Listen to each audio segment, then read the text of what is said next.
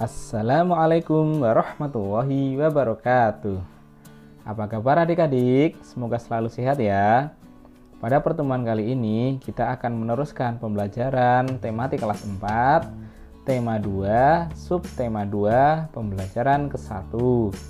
Sebelum memulai pembelajaran, marilah kita berdoa, memohon agar pembelajaran ini lancar. Berdoa menurut agama dan kepercayaan masing-masing. Berdoa dimulai.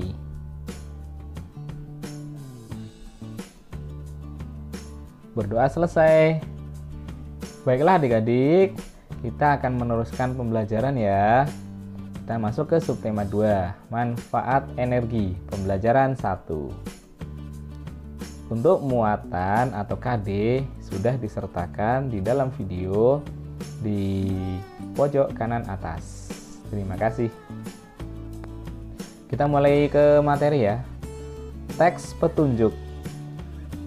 Pada subtema 1 kita telah mempelajari tentang teks petunjuk.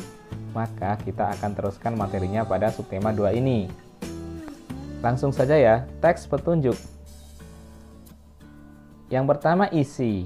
Isinya adalah arahan untuk melakukan sesuatu. Kemudian tujuan, menjelaskan penggunaan atau pembuatan sesuatu.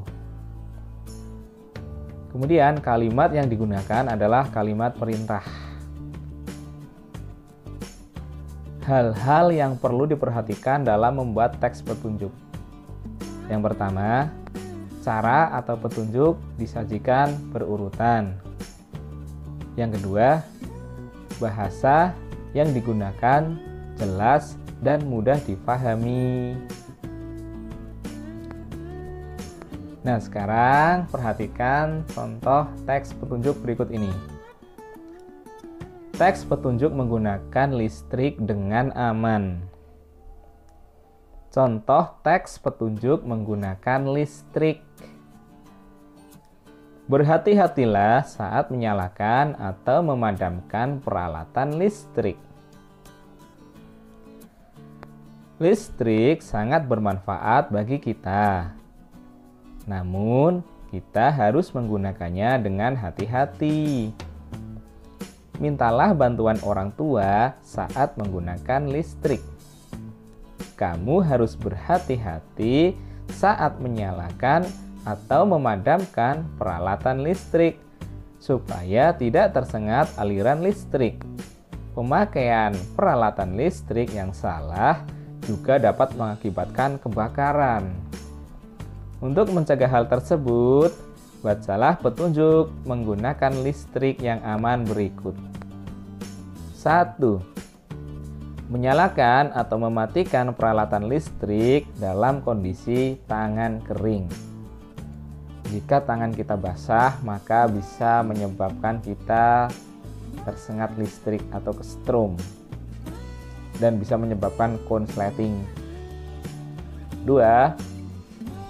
Tidak mencolokkan banyak steker dalam satu stop kontak. Karena jika dalam satu stop kontak itu dicolokkan banyak steker, maka akan panas. Dan dari panas itu akan bisa mengakibatkan kebakaran juga. 3. Memadamkan peralatan listrik setelah digunakan. Nah, hal ini juga merupakan salah satu upaya untuk menghemat energi listrik. 4. Tidak meninggalkan peralatan listrik dalam keadaan menyala. Misalnya kita habis menggunakan setrika untuk menyetrika, maka setelah selesai menyetrika, setrikanya harus dicabut dan dimatikan. Contoh lain apa ya? Contoh lain, setelah kita selesai menggunakan peralatan listrik yang lain, misalnya kita baru saja menghangatkan air dengan dispenser. Maka setelah airnya itu hangat atau panas, sebaiknya dispenser itu dimatikan, karena kalau menyala terus akan boros listrik. Dan contoh lain lagi, ketika kita selesai mengecas HP ataupun laptop, segeralah dicabut dari stop kontak, karena hal itu juga merupakan pemborosan listrik juga. Kita lanjutkan ya.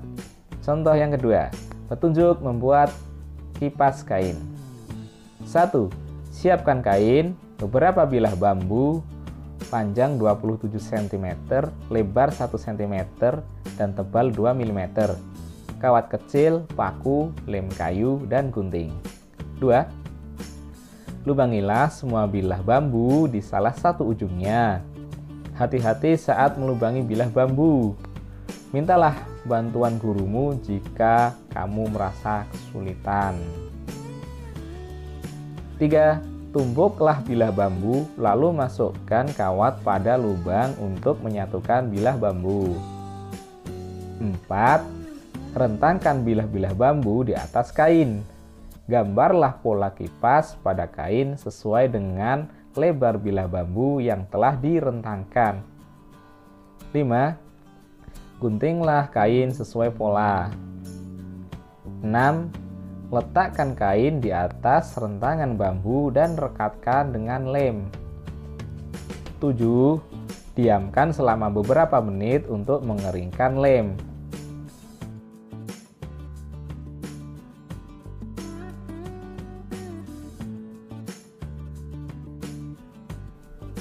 8. Kipas kain buatanmu siap digunakan. Kita lanjutkan ke materi berikutnya. Perubahan bentuk energi dalam kehidupan sehari-hari. Alat elektronik yang kita gunakan sehari-hari memanfaatkan perubahan bentuk energi. Berikut contohnya. 1. Energi listrik menjadi energi panas. Jadi dari energi listrik dirubah menjadi panas. Contohnya setrika, rice cooker. Rice cooker itu untuk memasak nasi, dan oven untuk memanggang. Itu adalah energi listrik diubah menjadi energi panas. Yang kedua, energi listrik menjadi energi gerak. Contoh, kipas angin dan blender. Yang ketiga, energi listrik diubah menjadi energi cahaya. Contoh, lampu pijar dan neon. Dan sebenarnya masih banyak lagi contoh-contoh lain perubahan bentuk energi dalam kehidupan sehari-hari. Yang keempat, energi listrik diubah menjadi energi bunyi. Contoh, radio, pengeras suara atau speaker, dan gitar listrik. Yang kelima, energi gerak menjadi energi listrik. Contoh, air terjun menggerakkan generator pembangkit listrik. 6. Energi kimia menjadi energi listrik. Contoh, baterai dan aki digunakan untuk menyalakan peralatan listrik. 7. Energi kimia menjadi energi gerak. Contoh, makanan yang dimakan sebagai sumber energi untuk tubuh. Selanjutnya, pemanfaatan hewan dan tumbuhan oleh manusia. Hewan dan tumbuhan dimanfaatkan sebagai bahan makanan, pakaian, obat-obatan, dan kerajinan. Contoh pemanfaatan hewan oleh manusia. Di sini ada kerbau digunakan untuk membajak sawah, telur untuk makanan atau untuk dikonsumsi.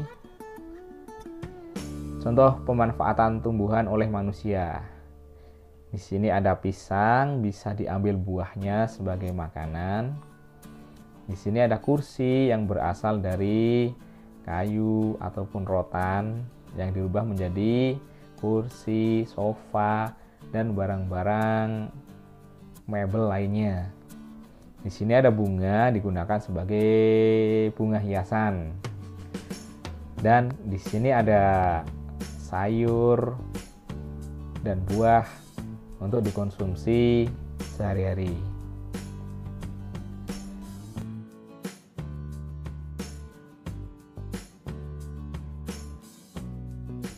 Demikian pembelajaran pada hari ini. Semoga yang kita pelajari bisa bermanfaat bagi kehidupan kita. Marilah kita tutup pembelajaran pada pertemuan kali ini dengan doa. Berdoa mulai. Ya, berdoa selesai. Kurang lebihnya mohon maaf. Sampai jumpa di pembelajaran berikutnya. Wassalamualaikum warahmatullahi wabarakatuh.